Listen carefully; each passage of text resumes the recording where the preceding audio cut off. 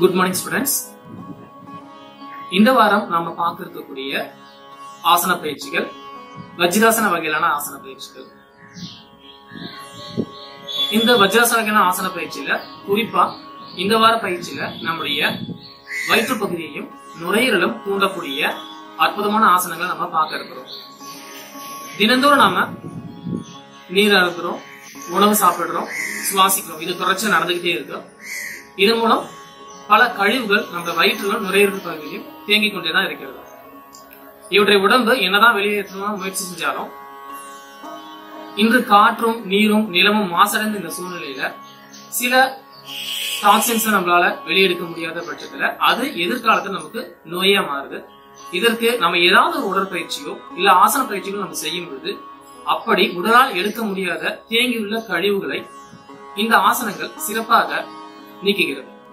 அதனால நீங்க தினந்தோறும் ஆசனம் செய்யற பட்சத்துல இந்த நுரையீரலில் சேரக்கூடிய டாக்ஸின்ஸையும் வயிற்றுல சேரக்கூடிய கழிவுகளையும் எளிமையா நீங்க வெளியேற்றி ஒரு மிகுந்த ஆரோக்கியமுள்ள ஒரு மனிதராக உருவாக்க முடியும். அதனால பயிற்சியை கவனமா பாருங்க. அந்த பயிற்சியில சொல்லப்பட்ட குறிப்புகளை சரியா குறிப்பெடுத்துக்கோங்க. நிதானமா பொறுமையா பயிற்சி செய்யுங்க. கண்டிப்பா இதன் மூலமாக உங்களுடைய வயிறும் நுரையீரலும் சுத்தமடையும். வாங்க பயிற்சிக்குள்ள போலாம்.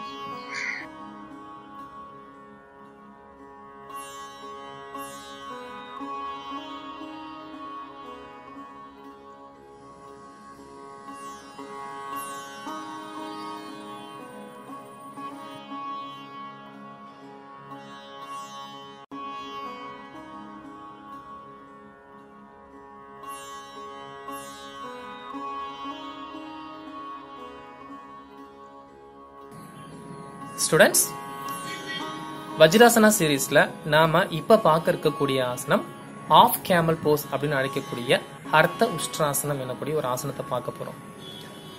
இந்த ஆசனம் நீங்க கேமல் போஸ் பண்றதுக்கான ஒரு ப்ரிப்பரேட்டரி பிராக்டிசஸா இது அமையும். இந்த பயிற்சியை நீங்க 1 to 2 வாரம் செஞ்சதுக்கு அப்புறமா நீங்க இந்த ஆசனத்துக்கு அடுத்ததா வரக்கூடிய இந்த பர்ஃபெக்ட் கேமல் போஸை நீங்க பிராக்டிஸ் பண்ணலாம். வாங்க பயிற்சிக்குள்ள போலாம்.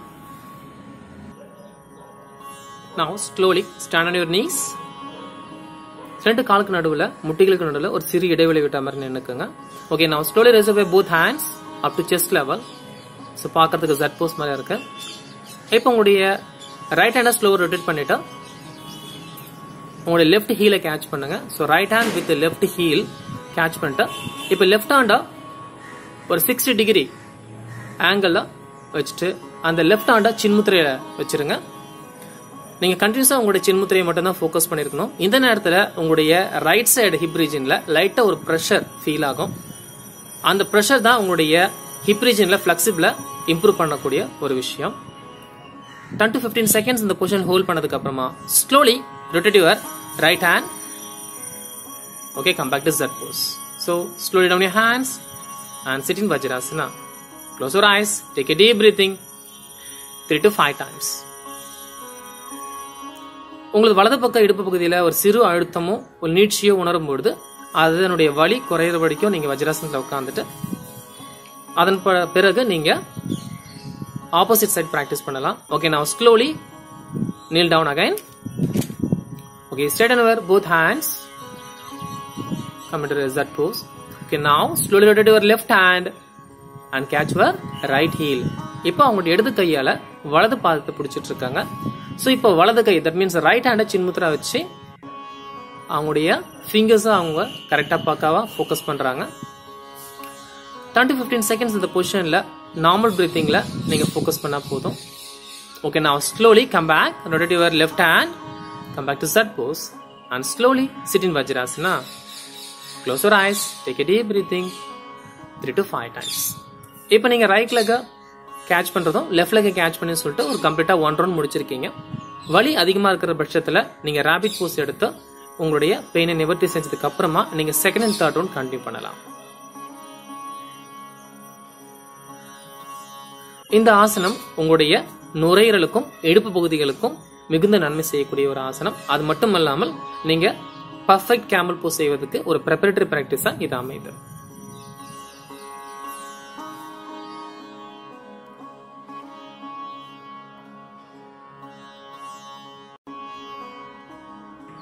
Students, வஜ்ராசன சீரீஸ்ல நாம் அடுத்ததா பார்க்க இருக்கக்கூடிய ஒரு பயிற்சி கேமல் போஸ் அப்படி சொல்லக்கூடிய ஒட்டகத்தினுடைய முதுகை ஒத்த தோற்றத்தை உடைய ஒரு ஆசனம்.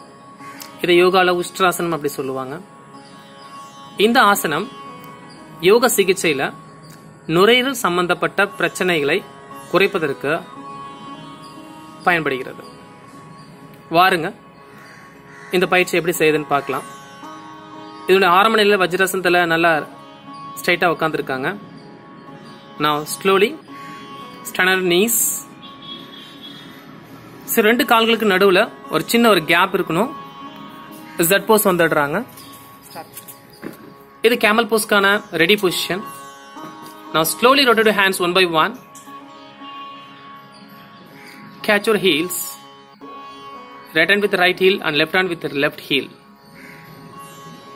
Now slowly push your stomach and try to arch your back. இந்த ஃபைனல் பொசிஷன்ல நீங்க நல்லா ஸ்டமக்கை மேல புஷ் பண்ணிட்டே இருக்கணும். ஸோ எக்ஸாக்ட்லி கேமலோட அந்த முதுகு தோற்றத்தை ஒத்து இருக்கு. ஜஸ்ட் நல்லா எக்ஸ்பேண்ட் ஆகுறதுனால உங்களுக்கு ரெஸ்பிரேட்டரி சிஸ்டம் நல்லா டோன் அப் ஆகும். அதிகபட்சமாக குழந்தைகளுக்கு ஏற்படக்கூடிய கோல்டு காஃப் இந்த பிரச்சனைகளை இதை ரெகுலரா செய்யறதுனால கியூர் ஆகும். Now slowly rotate your hands one by one and come back to Z pose.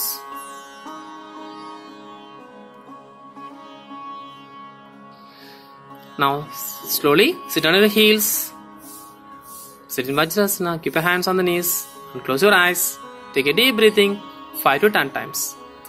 இந்த ஆசனம் பண்ணும்போது உங்க லோயர் பேக்ல கொஞ்சம் பெயின் இருந்தா நீங்க ராபிட் போஸ் பண்ணிட்டு அந்த பெயினை ரிலீஸ் பண்ணிட்டு திரும்பி செகண்ட் அண்ட் தேர்ட் ரவுண்ட் நீங்க கண்டினியூ பண்ணலாம். வலி இல்லாத பட்சத்துல நீங்க இன்னும் 2 more rounds பிராக்டிஸ் பண்ணிட்டு ஃபைனலா நீங்க அந்த கவுண்டர் போஸா இருக்கக்கூடிய ராபிட் போஸை நீங்க பிராக்டிஸ் பண்ணலாம்.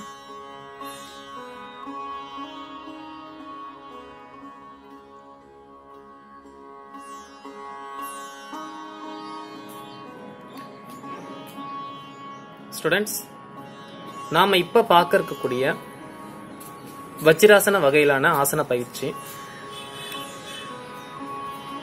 இத வீராசனம் அப்படி சொல்லுவாங்க. இந்த பயிற்சி உங்களுடைய இடுப்புக்கும் கால் முட்டுகளுக்கும் நல்ல வலிமை தரக்கூடியது. குறிப்பா இந்த ஆசனம் பண்ணும் பொழுது வலிமையற்ற உங்களுடைய சிறுநீரகங்கள் வலிமையாகிறத நம்மளால உணர முடியும். ஸோ அந்த அளவுக்கு ஒரு சிறப்பான ஒரு ஆசனம். வாருங்க பயிற்சிக்குள்ள போலாம். ஃபர்ஸ்ட் வஜ்ராசனம் போட்டு சரியா நேரா உட்கார்ந்து இருக்காங்க. Just kneel down fast. Stand on your knees. Okay, now bring your right leg. Okay, in front of your place. Catch your right leg angle and bring your right foot under your lower abdomen. That means left side of lower abdomen. In the final position, your both knees stand on the floor. This is ready position. Okay, slowly raise your hand up to shoulder level with inhalation and turn up your palms facing upward. Again raise your hands with deep inhalation. Finally put namaskar upon the head without bending your elbows. இந்த பொசிஷன்ல நீங்க கைகளை தூக்கும் பொழுது நிதானமா மூச்சை உள்ள எடுத்துக்கிட்டே நீங்க ஃபைனல் பொசிஷனுக்கு போகலாம். இந்த ஃபைனல் பொசிஷன்ல நீங்க நார்மல் பிரீத்திங் எடுத்தா போதும். 10 to 15 seconds நீங்க இந்த பொசிஷன்ல ஹோல்ட் பண்ணதுக்கு அப்புறமா slowly down your hands up to shoulder level with exhalation. Turn down your palms, again down your hands and support your hands on the floor and release your leg and come back to Vajrasana. Close your eyes. Take a deep breathing 5 to 10 times. அந்த final பொசிஷன்ல உங்களுக்கு அடிமுதுகு பகுதியினுடைய சிறுநீரகங்கள் இருக்கக்கூடிய அந்த இடத்துல லேசா ஒரு pressure feel ஆகும். அந்த பிரஷர் தான் உங்க சிறுநீரகத்தை தூண்டக்கூடிய ஒரு அழுத்தம். இந்த பயிற்சி நீங்க திறந்தோறும் செய்யும் பொழுது கண்டிப்பா உங்க சிறுநீரகங்கள் பலமாவதும் அதுல ஏற்கனவே இருக்கக்கூடிய கழிவுகள் வெளியேறதுக்கும் ரொம்ப உதவியா இருக்கும்.